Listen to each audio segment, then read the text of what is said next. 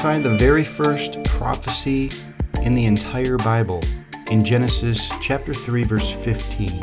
After Adam and Eve had fell and they had sinned in the garden, God turned to the serpent and said, I will put enmity between you and the woman, and between your seed and her seed. It shall bruise your head, and you shall bruise his heel. Theologians have debated over the centuries whether this was a threat or a promise. However, all human history from that point forward has been walking out and living through the fulfillment of that first prophetic word. All subsequent prophecies are only elaborations of that one. Today, I want to draw your attention to Genesis chapter 3, verse 15, and this original prophecy given by God in the garden. And we're going to take a close look at who the woman is and also who the seed of the woman is. And I think you're going to find this topic very interesting. At least I know I do. Every single person, but especially Christians, are surrounded constantly by prophecy every day of our lives. It's in every breath we take.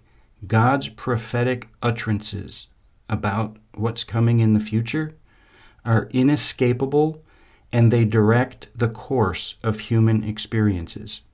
To us, and from our perspective, when God, through his sovereignty, decided to reveal future events to the world through his word, we look to those prophecies and see things that haven't happened yet, because we can only see them from our place in time and history. God is not restricted to time as we are. He lives outside of time. To him, and this is understandably hard for us to wrap our minds around, there is no future. Because he knows all things, the future is not distant from him as it is for us. We use time as a measuring tool between sequences of events. There is nothing else we can do in this life because it's the only way we can think and we can know. During our existence on earth, while we still have breath and our hearts still beat, we are trapped within time. And we are ushered through its relentless, constant flow. Events of the past can be remembered and taught from one generation to the next, but they keep getting farther and further away. While future events keep marching closer and closer. Now, to start out this discussion on Genesis 3:15, I want to read the opening statement of a man by the name of Jack P. Lewis, who wrote an article that I found in the Journal of the Evangelical Theological Society. And he starts out by saying, in his statement to the serpent, the Lord speaks of enmity between the serpent and the woman, using the words, between your seed and her seed. Now, the word seed here is zaraka for your seed and zara for her seed. Though zara in Hebrew is a collective noun and may be either plural or singular, the text then proceeds to say that he will bruise your head and you shall bruise his heel. These two third-person masculine pronouns of the verse are singular. And so there's a debate over the woman's seed. Who is the woman's seed? Since the word for seed in Hebrew, the noun that's used, it's a collective noun that's being used, and it can be both singular or plural, there are a lot of different ideas of who the seed of the woman actually is. John Calvin says, I do not agree with others respecting their meaning, for other interpreters take the seed for Christ. without any controversy, as if it were said that someone who would arise from the seed of the woman who would wound the serpent's head. Gladly, I would give my suffrage in support of their opinion, but that I regard the word seed as too violently distorted by them. For who would concede that a collective noun is to be understood of one man only? Further, as the perpetuity of the contest is noted, so victory is promised to the human race through a continual succession of ages. I explain, therefore, the seed to mean the posterity of the woman generally. And so the interpretation of Genesis 3:15 throughout the course of history has surrounded three basic issues. First, whether this statement is a threat or a promise, a threat to the serpent or a promise to mankind or to Eve herself. Second, whether this is to be interpreted literally or allegorically, and trying to find some figurative interpretation. Number three, whether the expression her seed is to be interpreted as including all mankind, or all mankind in reference also to Christ as the head of mankind, or as specifically referencing Christ himself. Now, we can't forget that God said that he said to the serpent that I will put enmity or hatred or hostility between you and the woman, that's number one, and between her seed and your seed. Now, while the debate usually centers around who the seed of the woman is, I don't think we can answer that question unless we know who the woman is also. There's two sides of this topic here. Who is the seed of the woman, and who is the woman? Was God talking about Eve when he said, I will put enmity between you and the woman? Some people think. Was he talking about the woman being just all women in general? That I will put enmity between you and the woman, or just women in general? Was he referring to Mary, the mother of Jesus, when he said, I will put enmity between you and the woman, Mary? Or was he, those would all be considered literal interpretations, or is he referring to something more figurative when he speaks of putting enmity between the serpent and the woman? And so we have to answer the first question of who is the woman? The second question is, who is the woman's seed? And there is a third question that I'm not going to spend much time at all deliberating, and that is, who is Satan's seed, or the serpent's seed? After all, he said, I will put enmity between her seed and your seed. But we're not going to elaborate too much on that, because I think once we find out who the woman's seed is and who the woman is, I think that will be kind of made plain and clear automatically.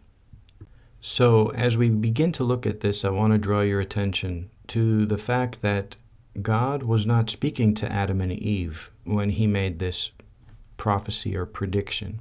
He was speaking to the serpent, directly to the serpent. And that's an important part of the whole matter here. He did not say this as a promise to Adam and Eve. He said it to the serpent. Now, we have to ask the question, why did he say this to the serpent? Why didn't he talk directly to Adam and Eve along these lines? And the reason is, and we're going to come full circle to this idea, they were no longer in charge of this world. He was speaking to the one in charge. And he said to the serpent that he would put hostility between him and the woman, and between the woman's seed, between his seed and the woman's seed, and the woman's seed would bruise his head. So we have to look at the word head here. In Hebrew, it's the word rosh. And there are three different flavors or nuances to this word here. Of course, the first one we know is obvious. The word head means the head of a human being, a man or a woman, or the head of an animal, a serpent, a dog, and so on. The second meaning could be the head of a mountain, a hill, rocks, towers, ladders, trees, the top of something. And the third meaning of the word head could mean a chief position, apparently combined with the idea of a first in a series of things, the chief city, the chief nation, the chief place or position, the chief priest, the head of a family, the head or front concerning a leader's place. And that, my friends, is why God spoke to Satan, or the serpent in the garden, because Satan had just become the ruler of this world. God gave that authority to Adam, and Adam handed it over because he committed high treason, disobeyed God's direct command, and he lost control of the authority over this world. And Satan took over that position. And we see this throughout the scriptures. I'm going to read some verses to you about how Satan is the ruler of this world. It's confirmed by Jesus and Paul and others. And in order to understand this first prophecy of the Bible, we first have to understand the position that Satan has enjoyed ever since then. Now, obviously, I'm already going to a more figurative interpretation of this passage, and I believe it's right to do so. And we're going to get, by the time we're done looking at this as a whole, it's going to be so clear. It'll make so much sense. I promise you, just stay with me. Now, one thing is for sure, in this prophecy, God makes it clear that the seed of the woman, whoever that might be, is going to bruise or crush the serpent's head. Now, because the word head here is more than likely not referring to the serpent's physical head, but it is signifying the headship, the ruling position that he has just recently acquired. God is putting him on notice, saying that the seed of the woman is going to one day remove you from your new position as the God of this world. Now, to show you 3 verses where Jesus confirmed this reality, you can look up John 12:31, where Jesus said, "Now judgment is upon this world. Now the ruler of this world will be cast out." John 14:30, "I will not speak much more with you, for the ruler of the world is coming, and he has nothing in me." And John 16:11 says, "And concerning judgment, because the ruler of this world has been judged." And then the most revealing one of all in Luke chapter 4, when Jesus was fasting in the wilderness, led by the Holy Spirit. After he got done fasting, the devil came to him to tempt him 3 times. And on the 3rd time, the devil led him up to show him all the kingdoms of the world in a moment of time. And the devil said to him, "I will give you all of this domain and its glory, for it has been handed over to me, and I give it to whomsoever I wish. Therefore, if you worship before me, it shall be yours." And of course, Jesus answered him, saying, "It is written, you shall worship the Lord your God and serve him only." Now, what we see in Luke chapter 4 and what's going on there with that 3rd temptation is we see the reality that Satan has been handed over the kingdoms of this world. And in order for that temptation to have been legitimate, Satan was telling the truth. And also, Satan knew that Jesus came to the earth to get control of the kingdoms of this world back. In addition to that, Paul says in 2 Corinthians 4, verse 4, that Satan is the god of this world. In Ephesians 2, verse 2, he calls him the prince of the power of the air. And Ephesians 6, verse 12, Paul says that we wrestle not against flesh and blood, but against principalities, against powers, against the rulers of the darkness of this world, against spiritual wickedness in high places. Now, all of these scriptural references are leading us back to Genesis 3:15, where God spoke to the serpent in the garden and said that the seed of the woman shall bruise your head, or crush your head, or crush your headship, or crush your ruling authority in this world. So you can see why many people would view that prophecy in Genesis 3:15 as a messianic prophecy about Jesus who was to come, and the woman being Mary. It sounds plausible, sounds logical, except for the fact that the word seed in Hebrew that was used is a collective noun and would typically not be used to describe just one man. I read to you earlier on John Calvin's statement of disagreement with this view when he said, "I do not agree with others respecting their meaning, for other interpreters take the seed for Christ without controversy, as if it were said that someone who would arise from the seed of the woman who would wound the serpent's head. Gladly I would give my suffrage in support of their opinion, but I regard the word seed as too violently distorted by them. For who will concede that a collective noun is to be understood of one man only?" John Calvin goes on to say that the crushing of the serpent's head pertains to Christ and all of his members in common.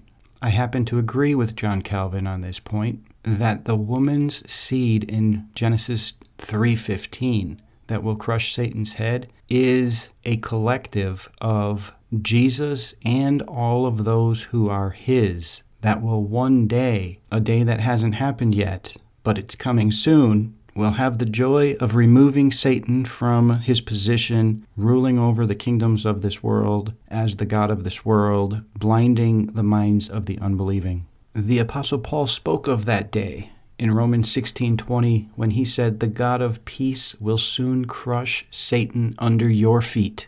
And now we know, because of Genesis 3:15, what is going to happen one day. Satan is going to be removed from his position as being the god of this world. Now think with me here. Where in Scripture is this event described?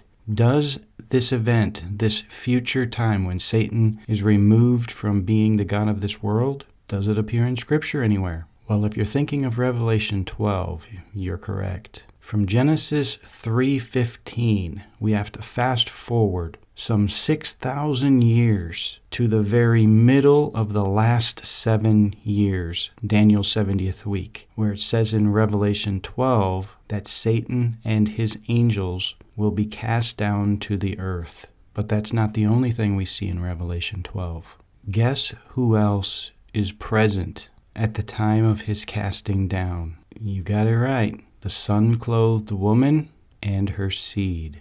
The man-child, as it's called in the King James, or the male child, which is the offspring of the sun-clothed woman, who is described in verse 1 as being clothed with the sun, and the moon under her feet, and on her head a crown of 12 stars. And she was with child, and she cried out, being in labor and in pain to give birth. And another sign appeared in heaven, and behold, a great red dragon, having 7 heads and 10 horns, and on his heads there were 7 crowns. And his tail swept a third of the stars of heaven and threw them to the earth. A little bit later we find out that those stars are the angels that he cast down to the earth with him. And just so there's no mistake of who he is, it says in verse 9, "And the great dragon was thrown down, and the serpent of old, who is called the devil and Satan, who deceives the whole world, was thrown down to the earth, and his angels were cast down with him." And then it goes on saying in verse 4, "And the dragon stood stood before the woman who was to give birth, so that when she gave birth, he might devour the child. Do you see the hostility? Do you see the enmity? The same hostility that God told would be there in Genesis 3,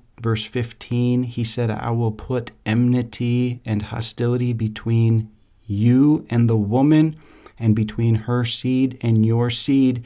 And in Revelation chapter 12, we see the hostility is there, and it's reached its climax. And it says that she gave birth to a son, a male child who is to rule all nations with a rod of iron. And the reason Satan is so upset is because he will no longer be the ruler of all the nations of the world, because this man-child will take that position. Now, many people think that the man-child is Jesus Christ, and they try to fit that in there because it says of Jesus in Psalm 2 that he will rule with a rod of iron. But it also says in Revelation chapter 2, starting in verse 24, when Jesus was talking to the church at Thyatira, he said, And he that overcomes and keeps my works unto the end, to him I will give power over the nations, and he shall rule them with a rod of iron. So not only Jesus, but also all of those who overcome and are his will also rule with a rod of iron. So in Revelation chapter 12, speaking of the male child, and it says she gave birth to the son, the male child who is to rule all nations with a rod of iron. This is not only speaking of Christ, but also all of those that are his, who the Bible speaks of as ruling with a rod of iron. Therefore, this sun-clothed woman that we see in Revelation 12 and also spoken of in Genesis chapter 3, verse 15, the woman that will have enmity with the serpent, is none other than all believers of all time, also known as true Israel. Now, I know that some like to interpret the sun-clothed woman as being representative of just natural or ethnic Israel for certain reasons with the 12 stars and so on. However, it's bigger in scope than that. It's bigger in scope than that. This could not be speaking of natural or ethnic Israel, because Paul made it clear in Romans 9:6 that they are not all Israel which are of Israel. And then in verse 8 of the same chapter, he says, they which are the children of the flesh, speaking of natural Israel, they which are the children of the flesh, these are not the children of God, but the children of promise are counted for the seed. So you can see that the sun-clothed woman of Revelation 12:1 is true Israel, made up of both Jewish and Gentile believers of all time. There's two women in the book of Revelation that are personified, and one is the sun-clothed woman, and her exact opposite is the great whore. And the great whore represents all false religions and all unbelievers of all time. And the sun-clothed woman represents all believers of all time, and she's giving birth. Who is she giving birth to? That is the question. Who is this male child? Who is the seed of the woman? And if you remember, Jesus was the first born from the dead. Speaking of Jesus, 1 Colossians 1:15 says, He is the image of the invisible God, the firstborn of every creature.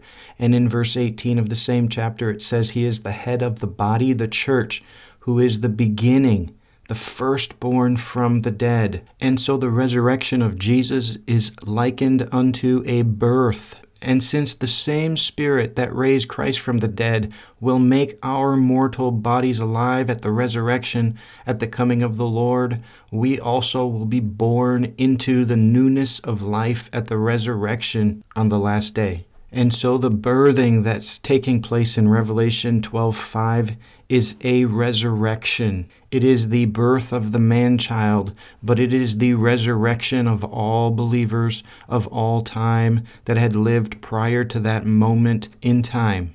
Then when you read the rest of Revelation chapter 12, it starts to make sense. Verse 7, And there was a war in heaven, Michael and his angels warring with the dragon and his angels.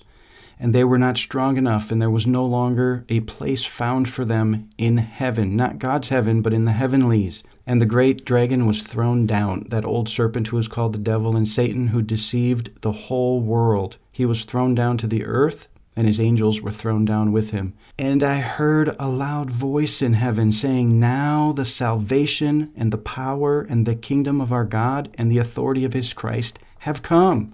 Why? Because the accuser of our brethren has been thrown down, who accused them before our God day and night. And they overcame him because of the blood of the Lamb and because of the word of their testimony. Who is the they here? The people who were just resurrected. They overcame him because of the blood of the Lamb. In verse 12 it says, "For this reason rejoice, O heavens, and you who dwell in them. Woe to the earth and the sea, because the devil has come down to you, having great wrath, knowing that he only has a short time. And when the dragon saw that he was thrown down to the earth, he persecuted the woman who gave birth to the man-child." Those are all the believers, the new believers on earth after the Lord appears and see him. They see him, but not in time to go up in the rapture. And then in verse 17 it says, "And the dragon was enraged with the woman and went off to make war with the rest of her seed." And who is her seed? It says, "Those who keep the commandments of God and hold to the testimony of Jesus." That's who the seed of the woman is. Those who keep the commandments of God and hold the testimony of Jesus.